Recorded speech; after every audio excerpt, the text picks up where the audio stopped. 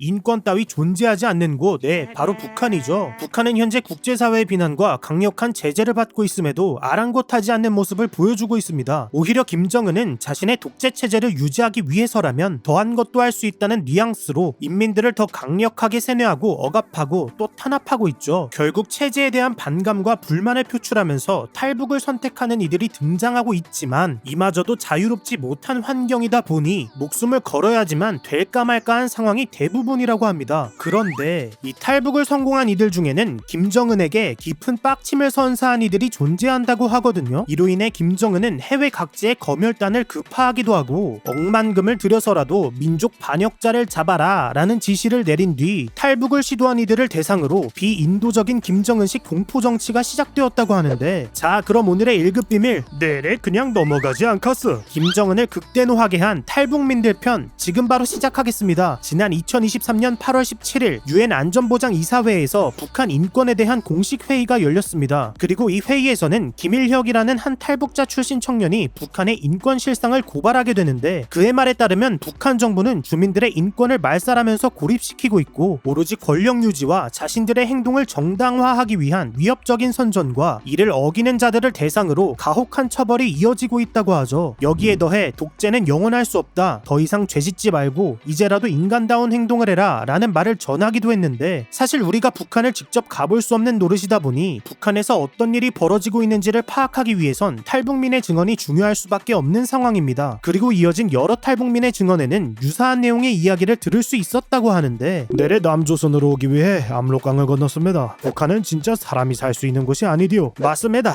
내 동무놈도 탈북하다 걸려 민족 반역자로 낙인 찍혀 안매장 당했다고 합니다. 이거 믿을 수 없는 상황이디요. 안매장은 애교디 한칸. 내가 아는 놈은 인민들 다 보는 앞에서 소각을 당했디요.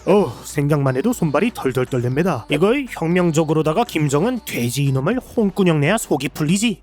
이렇게 탈북을 하다 걸리면 반역자 취급을 당하게 되면서 끔찍한 최후를 맞이하게 된다는 것이었죠. 여러분들도 잘 아시다시피 북한은 상식이 통하지 않는 곳이긴 하지만 우리의 생각보다 더 이해가 안 되고 더 몰상식한 일이 벌어지고 있다고 하거든요. 이를 보여주는 가장 대표적인 예시로는 김정은 정권이 들어선 이후 반역자로 규정되는 이들의 죄명이었습니다. 물론 북한에서도 성을 사고팔고 불법 약물을 거래하는 등 우리나라에서도 용서받지 못할 범죄들이 벌어지고 있지만 처벌받는 이들이 가지고 있는 가장 많은 죄명이 다름 아닌 남한 영상 배포 및 시청이었다고 합니다. 남한 영상 배포 및 시청? 이거 우리나라 영화나 드라마만 봐도 처벌 대상이라는 거야? 이게 말이 돼? 라고 생각하고 계신 분들이 많으실 것 같은데요. 실제로 북한은 지난 2020년 12월 최고인민회의 상임위원회 전원회의에서 반동사상 문화 배격법을 채택한 바 있습니다. 여기에는 우리나라의 영화나 드라마, 음악 등을 유포하게 된다면 사형을 부과한다는 내용이 포함되어 있죠. 아무래도 이 상황은 김정은 정권이 북한 인민들의 의식 변화, 외부 세계에 대한 관심, 북한의 독재 체제에 대한 불안감이 커졌다고 해석할 수 있을 것 같습니다. 하지만 이런 인권 탄압이 이어지게 된다면 북한 인민들은 오히려 체제에 대한 불만을 품을 수밖에 없죠. 게다가 코로나19 팬데믹 이후 북한은 국경을 폐쇄해버리기도 하면서 탈북자들이 증가하는 것은 막았지만 북한 인민들의 삶을 아주 그냥 박살내버리기도 했죠. 이로 인해 북한 내부에선 아무것도 먹지 못해 아사하는 사람이 속출하기도 하면서 국경이 개방된다면 탈북민의 수는 급격하게 증가할 거라는 전망이 지배적인 상황입니다. 그리고 여기 상대적으로 김정은의 눈을 피해 탈북을 감행할 수 있는 이들이 존재한다고 하는데요. 바로 해외 근무자. 여기서 말씀드린 북한의 해외 근무자라는 것은 현재 북한 사회에서 제일 중시하는 출신 성분, 당성 등을 모두 인정받아 선발된 엘리트 중에서도 엘리트입니다. 이에 가장 대표적인 인물은 영국 주재 북한 대사관 서열 2위 태영호 공사가 있죠. 그는 북한의 외교관으로 누구보다 당에 충성심을 보였던 인물이었는데요. 아니 이 사람이 얼마나 빨간색이 짙었으면 첩의 자식이지만 빨치산 정기를 이어받은 김정일의 둘째 아들이자 김정은의 친형 김정철의 영국 방문 수행까지 극비리에 맡았던 인물이죠. 아무래도 북한의 로열 패밀리와 관련된 임무를 수행할 정도의 관료라고 하면 그 누구보다도 북한 체제를 찬양하고 김정은이 나타나면 기뻐서 막 울고불고 하면서 수령님 감사합니다를 외칠 것 같지만 지난 2016년 태영호 공사는 탈북을 결심하게 되는데요. 그는 북한 외교관으로 활동하고 있을 무렵 서로가 서로를 감시하면서 자신의 생각을 자유롭게 표현하지 못하고 매주 토요일에는 대사관 전 직원과 가족들을 대상으로 오로지 북한을 찬양하면서 김정은에게 충성하자는 내용의 정신교육을 이어왔다고 합니다. 자, 우리는 김정은 장군님의 총과폭탄으로 명사수인 장군님의 탄할 역할을 하면 되는 기야. 알간? 이건 뭔 말 같지도 않은 강연 년인지는 잘 모르겠지만 여기는 북한이 아니라 영국입니다. 태영호 동무. 내래 그걸 모르고 이야기하는 줄 아네? 나도 혁명적으로다가 자유를 얻고 싶다 이 말이야. 그러니 살고 싶으면 충성하는 척 연기하라. 아니 월화수목금은 영국 학교에서 공부하고 주말에는 당에 충성하는 거 이게 맞아? 이렇게 태영호 공사는 북한의 체제 안에서 선택의 여지 없이 맡은 바 임무를 수행해왔다고 하죠. 그러던 어느 날 북한 당국은 태영호 공사에게 말도 안 되는 지시를 내리기까지 하거든요. 영국의 썬데이 익스프레스 보도에 따르면 지난 2014년 북한은 태영호 공사에게 100만 파운드 하나로 약 16억 원으로 영국 해군 장교를 매수하라는 지령을 내렸다고 합니다. 그리고 이 지령의 진짜 목적은 영국 해군을 통해 잠수함을 포함한 해군 기술을 빼돌리려 한 것이었죠. 하지만 태영호 공사는 100만 파운드로 영국 해군을 끌어들이는 것은 불가능한 일이라는 입장을 표현했고 북한 당국은 이에 지령을 이행하지 못한다면 외교관 경력은 끝이라면서 압박을 이어갔다고 합니다. 결국 신변의 위협을 느꼈던 태영호 공사는 이건 아니다 싶은 생각이 들었다고 하는데요. 여기에 더해 가족들과 함께 영국에서 생활하다 북한으로 돌아가 인간다운 삶을 보장받지 못한다는 점, 김정은 독재 체제에 대한 염증이 결합되면서 2016년 탈북하게 됩니다. 이로 인해 북한 당국에서는 해외 파견자들의 탈북 도미노가 본격화된 것이 아니냐는 우려와 함께 믿었던 관료가 탈북했다는 것에 대해 김정은은 깊은 빡침을 느끼게 되었다고 하죠. 그리고 이내 김정은은 해외 각지로 검열단을 급파해 대사관, 대표부, 무역상사, 식당 등 북한의 모든 해외 파견기관에 대해 도주, 행방불명 사건 사고 발생 요인을 사전에 적극 제거하고 실적이 부진한 기관은 즉각 철수하라는 지시를 내리게 됩니다. 또 컴퓨터, 휴대전화 등 전자기기를 이용해 우리나라의 자료와 불순한 출판, 선전물을 몰래 보는 일을 방지하라는 지시를 이어가면서 책임자들의 파견 지역 무단 이탈과 나머지 인원들의 이동을 금지시켜버리는 등의 강경한 대책을 내세웠죠. 결국 외국물 먹은 북한 인민들은 이제 벗어날 구멍이 없는 것인가 싶은 생각이 들 수도 있겠지만 여러분들도 잘 아시다시피 애초부터 북한을 벗어나 해외에서 근무를 할 수 있는 이들은 극히 소수에 불과합니다. 때문에 지금까지 누적된 약 3만 5천여 명의 탈북자 중에서도 대부분의 탈북민들은 북한 본토에서 다양한 루틴을 통해 탈출한 경우가 대다수라고 할 수 있죠. 그리고 지난 2021년 김정은의 끓음 수치를 맥스에 달하게 한 사건이 벌어졌다고 하거든요. 아무래도 이 시기는 코로나19 팬데믹의 영향으로 북한에는 심각한 식량난이 본격화되고 있던 때였습니다. 이 시점을 기준으로 중국으로 넘어가 밀수하면서 생계를 유지해오던 사람들을 포함해 대다수의 북한 인민들이 먹을 것이 없어서 굶주림에 시달리고 있었죠. 그러던 어느 날 생계를 유지할 수 없었던 일가족 4명은 탈북을 결심하게 되는데요. 이들이 탈북을 했던 과정을 살펴보게 되면 일가족 집에는 평소 국경경비대원들이 자주 드나들었다고 합니다. 이 중에는 유독 친하게 지내고 있던 국경경비대 부분대장이 있었고 일가족은 부분대장이 근무하는 날을 기다리면서 탈북을 계획하기 시작했죠. 그리고 부분대장이 근무하는 날 일가족은 미리 수면제를 섞은 음료와 빵을 준비해 부분대장을 포함한 국경경비대원들에게 건네어줬다고 하는데요. 가족들은 배고픔에 허덕이던 대원들을 한 방에 잠재워버린 뒤 별탈 없이 압록강을 건너게 됩니다. 이 가족은 그동안 밀수를 통해 생계를 유지해왔던 터라 중국으로 통하는 길을 누구보다도 잘 알고 있었기 때문에 이보다도 쉬운 탈북이 있나 싶을 정도로 북한을 빠져나왔지만 문제는 빵이랑 음료수 먹고 잠들어버린 국경 경비대원들이었죠. 야 이거